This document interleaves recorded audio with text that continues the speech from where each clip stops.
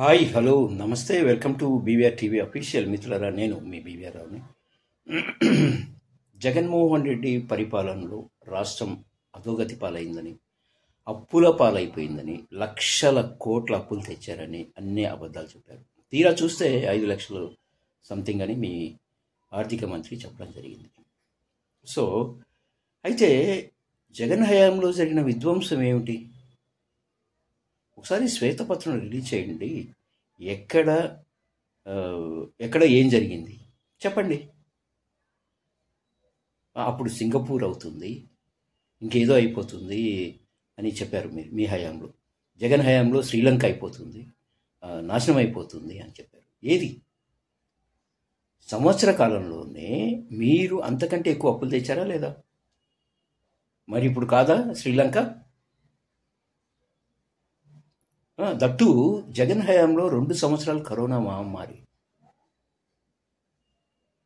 వస్తే కానీ జగన్ ఎక్కడ ఏ సంక్షేమ పథకాలు కూడా ఆపలే. ఇంటింటికి పంపించాడు, అలాగే డాక్టర్లను పంపించాడు, సరి అయిన వైద్యం అందించాడు. అప్పుడు చెప్పారు ఏం చేయట్లేదు అని విమర్శించారు.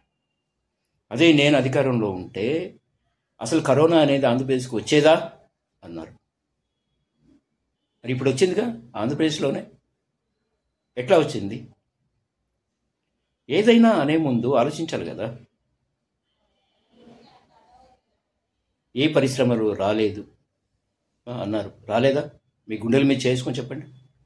ఇప్పుడు ఏమొచ్చాయి? మీరు దావోస్ వెళ్ళారు, ఇవాళ ఢిల్లీలో మాట్లాడుతున్నారు. ఏంటి? ఎవరు వస్తున్నారు పెట్టుబడులు? రాకపోయేసరికి జగన్ సృష్టించిన విధ్వంసం, అందుకని ఎవరు రావట్లేదు. ఏదో ఒక కారణం, ఏదో రకంగా జగన్ని తిట్టడమే. మహానాడులో కూడా ఆపరేషన్ సింధూర్, వాళ్ళందరినీ తీవ్రవాదుల్ని తరిమి కొట్టాం, పాకిస్తాన్ తీవ్రవాదుల్ని. ఇప్పుడు ఆంధ్రప్రదేశ్లో ఆపరేషన్ శాంతి అనేది జరగాలి, రాజకీయ తీవ్రవాదుల్ని తరిమి కొట్టాలి అన్నట్టుగా మాట్లాడారు.